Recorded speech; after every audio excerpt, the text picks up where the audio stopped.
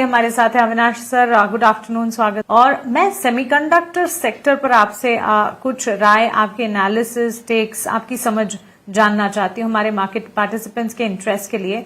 देखिए, भारत में semiconductor manufacturing की दिशा में तेजी से बढ़ रहा है और एक समय था जब सेमीकंडक्टर चिप मैन्युफैक्चरिंग स्पेस सिर्फ ओवरसीज नजर आता था, लेकिन अब भारतीय कंपनियां भी इस स्पेस में एंटर कर रही है। आपके मुताबिक आने वाले 5 से 10 वर्षों में भारत में क्या लगता है आपको, वास्तव में practically global chip supply chain का एक अहम हिस्सा भारत बन सकता है, या अभी भी सबसे बड़ी चुनौती एग्जीक्यूशन इस सेगमेंट में नजर आती है? Good afternoon Mansi. देखिए, आपने सही कहा कि सेमीकंडक्टर इंडिया में बनाने वाले अभी काफी बड़े बिजनेस ग्रुप्स आ चुके हैं। टाटाज ने काफी बड़ा इन्वेस्टमेंट प्लान किया है। प्लस अगर हम मुरुगप्पा ग्रुप की बात करें तो उन्होंने भी कहा है कि सेमीकंडक्टर चिप्स वो इंडिया में बनाएंगे। मेरे ख्याल से देखिए, अगले 10 साल में तो definitely India semiconductor global market में काफी वेल एस्टेब्लिश्ड प्लेयर बनेगा। बट जैसे आपने कहा कि पहला यूनिट जब तक पूरी तरह से कंप्लीट नहीं होता, एग्जीक्यूशन हम देख नहीं सकते, तब तक मेरे ख्याल से मार्केट थोड़ा सा एक कॉशियस स्टैंड लेगा, क्योंकि ये टेक्नोलॉजिकली एक एडवांस्ड प्रोडक्ट है। इसमें क्या बदलाव आते हैं, इसमें क्या चेंजेस आते हैं, ये भी मेरे ख्याल से इन्वेस्टर्स जानना चाहेंगे। बट ओवरऑल मुझे लगता है कि जिस प्रकार का डिमांड इलेक्ट्रॉनिक सेगमेंट से आ रहा है, मोबाइल सेगमेंट से आ रहा है, सेमीकंडक्टर बनाने वाली कंपनीज को इंडिया में बहुत ज्यादा डिमांड का इशू नहीं होगा। काफी अच्छी तरह से ये सप्लाई एब्जॉर्ब होगा।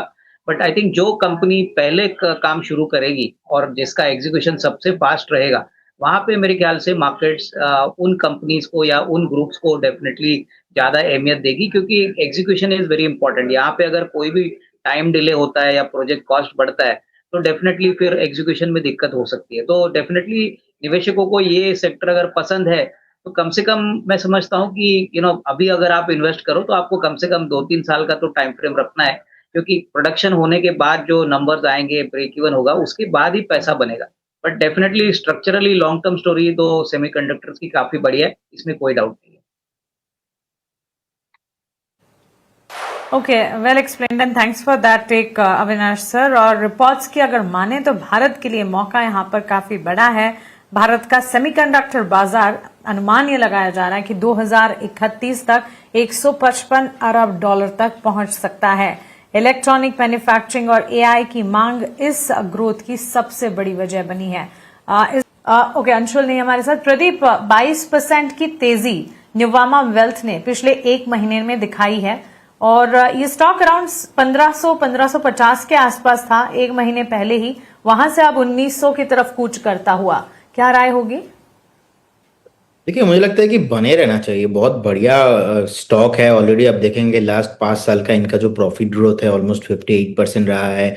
इनफैक्ट डिविडेंड भी लास्ट टाइम ऑलमोस्ट 25% के आसपास पेमेंट किया था। 34,000 के ऊपर मार्केट कैप है। एंड टेक्निकली चार्ट देखेंगे तो weekly, monthly as well as daily chart में एक ब्रेकआउट आके रखा है। सो बहुत बढ़िया यहाँ से भी लग रहा है। अब ये जो ओवरऑल जो बिजनेस है, हमें लगता है कि नेक्स्ट 3 से 4 सालों में आपको मिनिमम 20 से 25% CAGR के साथ ग्रोथ होते हुए दिखाई देंगे, क्योंकि नोवामा वेल्थ के पास जितना बड़ा AUM है और जितने HNI इनके पास क्लाइंट है, हर 104 क्लाइंट के लिए इनके पास 2 RM रहता है। इनके पास अभी मोर देन 500 से ज्यादा RMs है, जो रिलेशनशिप मैनेजर है, जो क्लाइंट को सर्व करते हैं। HNI क्लाइंट का जितना बास्केट है। सो मुझे लगता है कि ओवरऑल स्टॉक आपको बाय करके चलना चाहिए। इजीली आपको 2250 से 2300 का टारगेट आना चाहिए।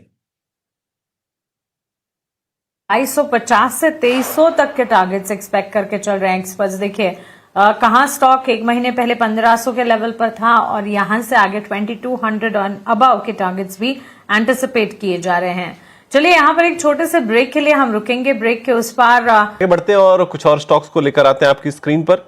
एक स्टॉक है पारादीप फॉस्फेट्स का, और ये स्टॉक आज अच्छे खासे मोमेंटम में नजर आ रहा है। ये स्टॉक एक बार लेकर आइए।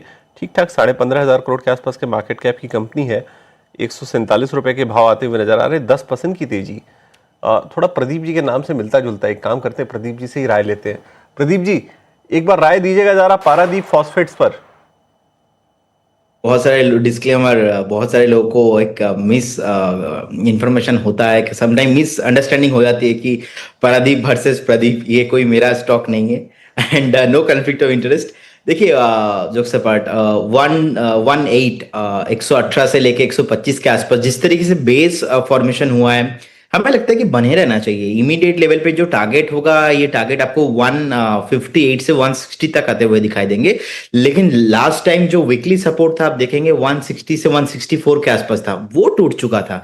अब नेक्स्ट जो यहाँ पे बाइंग मैं करने वाला हूं, हम लोग कॉल देंगे वो 160 के ऊपर, क्योंकि 160 के ऊपर फिर से ना यहाँ पे न्यू मैच्योर्स बायर्स आते हुए दिखाई देंगे। उसके बाद 160 के ऊपर सस्टेन करने पे आपको 190 का टारगेट रहेगा, उसके बाद 220 तक भी आपको आते हुए दिखाई देंगे। 15,000 करोड़ के आसपास का मार्केट कैप है, मोटा मोटा बढ़िया फंडामेंटल से। जब स्मॉल कैप मिड कैप नीचे आ रहे थे, स्टॉक भी नीचे आया, 118-20 में बेस बन चुका है। अभी शॉर्ट टाइम में एक बार 158 से 160 का टारगेट आना चाहिए इसमें।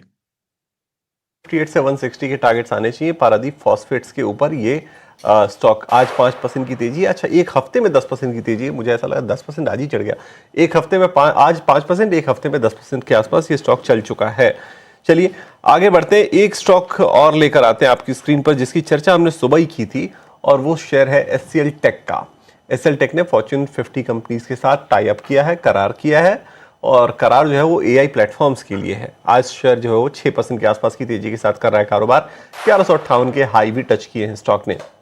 अच्छा, ये जो करार है आखिर इतना इंपॉर्टेंट क्यों है, क्या वजह है जो इतनी तेजी आ गई इस करार की खबर से? एक व्यू लेते हैं एचसीएल टेक के ऊपर और ओवरऑल आईटी सेक्टर के ऊपर भी अविनाश सर से। अविनाश सर, ये जो डील निकल कर आई है एचसीएल टेक की, बड़ी बेहतरीन तेजी स्टॉक के अंदर देखने को मिल रही है, 6% के आसपास की। कैसे देखते हैं आप इसे, और क्या ये एक टर्न अराउंड स्टोरी टाइप बना सकता है? क्या स्टॉक के प्राइसेस तो काफी गिर चुके हैं नीचे? नहीं, बिल्कुल विकास, मुझे लगता है कि देखिए आईटी कंपनीज अभी स्मार्टली अपना स्ट्रेटेजी बना रही है, क्योंकि एआई से रिलेटेड मुझे लगता है जो धक्का इनको मिला है, आई थिंक इनऑर्गेनिक एक्विजिशन से या जॉइंट वेंचर एग्रीमेंट से कोई नया बिजनेस स्ट्रीम वो खड़ा करना चाहती है। और मुझे लगता है कि देखिए इवन एआई की बात करें तो अभी मोटा मोटी अंदाजा ऐसा हो गया है कि एआई पूरी तरह से आईटी इंडियन कंपनीज को कंप्लीटली रिप्लेस नहीं करेगा। और वैल्यूएशन सबसे अच्छी बात इन्वेस्टर्स के फेवर में। अदरवाइज आप एचसीएल टेक्नोलॉजीज देखिए, इन्फोसिस देखिए, टीसीएस देखिए, तो कहीं न कहीं मुझे लगता है कि मार्केट उम्मीद कर रहा है कि हो सकता है शायद दूसरे क्वार्टर के बाद एक अच्छा टर्न अराउंड ऑपरेशंस में देखने को मिले।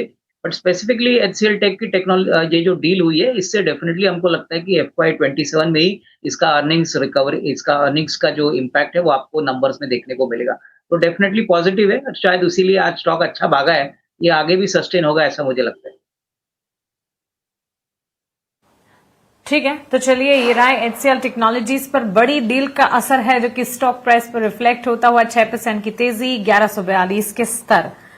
एफएमसीजी प्लेयर्स पर रचित, हाय, आपसे एक टेक मैं जानना चाहूंगी। एक तो वरुण बेवरेज स्पेस से, एफएमसीजी में इन पर्टिकुलर अगर हम बात करें, नेस्ले ब्रिटानिया, शुरुआत नेस्ले ने की थी, धीरे धीरे चलना शुरू हुआ, उसके ठीक बाद FMCG one of the space जो इन दिनों कम चर्चा का विषय बना था। पिछले हफ्ते से ही we are talking about the same. क्या लगता है आपको यहां से फर्दर अपसाइड्स इन स्टॉक्स में नजर आ सकती है, या फिर एफएमसीजी में कोई और प्लेयर्स हैं, इनके सब सेगमेंट्स में कोई और प्लेयर्स हैं जिस पर फोकस है? वरुण बेवरेजेस का स्टॉक आज अच्छी खासी तेजी दिखा रहा है और इस वक्त अगर आप देखेंगे ऑलमोस्ट 0.5% to 1% गेन्स हैं। स्टॉक ने रिएक्ट किया है पिछले कुछ दिनों से। Ma'am good afternoon. और आई वेरी क्लियरली रिमेम्बर हमने ये स्टार्टिंग ऑफ द वीक भी डिस्कस किया था, जहां पे मैंने एक रेन वाली बात भी बोली थी। देखिए, हम वरुण बेवरेजेस पे पहले बात कर लेते हैं। और वरुण बेवरेजेस जिस तरीके से पोजीशनड है अभी 515 लेवल्स पे, फर्दर अप मूव आपको जरूर इसमें देखने को मिल सकता है। और 544 के लेवल्स बहुत नियर टर्म में आपको देखने को मिल सकते हैं। उन लेवल्स को ब्रीच करेगा, फिर फर्दर अप मूव आपको देखने को मिल सकता है, क्योंकि इसको 585 लेवल्स तक जाता हुआ दिख सके। 486 का एक बहुत स्ट्रिक्ट स्टॉप लॉस होगा जिसके साथ इस पर्टिकुलर ट्रेड को अप्रोच करना चाहिए। उसके साथ साथ आप देखिए मैरिको लिमिटेड, एक अच्छा अपमूव इसने भी रजिस्टर किया है, और बिजनेस अपडेट्स भी अच्छे ही आते हुए दिखे थे इस वीक में। जिस तरीके से ये पोजीशन है, हो सकता है आपको थोड़ा सा एक ड्रैग डाउन मूवमेंट और देखने को मिल जाए 834-36 लेवल्स तक। बट बाउंस बैक आते ही ये 868 और 924 के लेवल्स भी आपको दिखाता हुआ दिख सकता है। तो चलिए ये राय फिलहाल हमें मिलती हुई और स्टॉक्स में मूवमेंट आना शुरू हुई है हफ्ते दर हफ्ते। अब देखते हैं, इस हफ्ते तो हमने देखा मोमेंटम चढ़ा है, लेकिन क्या ये कायम रहता है, इंटैक्ट रहता है? आने वाले हफ्ते पर फोकस रखेंगे इस सेक्टर पर। पिरामल फार्मा पर अमोल एक टेक में आपसे जानना चाहूंगी। 5% की तेजी है, दिन के उच्चतम स्तर के करीब ये स्टॉक ट्रेड करता हुआ 179 के आज के डे हाई है, 176 के लेवल्स पर फिलहाल कामकाज देखने को मिला है। आज दिन की शुरुआत से ये अच्छी तेजी पकड़ी और ये तेजी अब भी इंटैक्ट है अमोल। रहने के चांसेस ही डेली चार्ट्स पे दिख के आ रहे। एक रैली, उसके बाद कंसोलिडेशन और आज प्रॉमिसिंग रिवर्सल फॉर्मेशन देखने को मिला है। ट्रेंड फॉलोइंग ट्रेडर्स के लिए 170 एक इंपॉर्टेंट लेवल रहेगा, ट्रेंड डिसाइडर लेवल रहेगा शॉर्ट टर्म में। वो मेंटेन होता है तो अपना बुलिश मोमेंटम ये स्टॉक कंटिन्यू करेगा। ऑन द हायर साइड पहला रेजिस्टेंस रहेगा 185 और दूसरा resistance positional point of view से 190। ओके, तो चलिए 190 तक के लेवल्स रेजिस्टेंस ऑफ कोर्स, लेकिन उसके ऊपर अच्छी मजबूती नजर आ सकती है पिरामल फार्मा में, ये कहना है एक्सपर्ट का। अच्छी मजबूती के बीच आज के सत्र में कामकाज देखने को मिला है और बढ़िया बढ़त पर ये काम करता है, ऑलमोस्ट 5% के गेंस फिलहाल।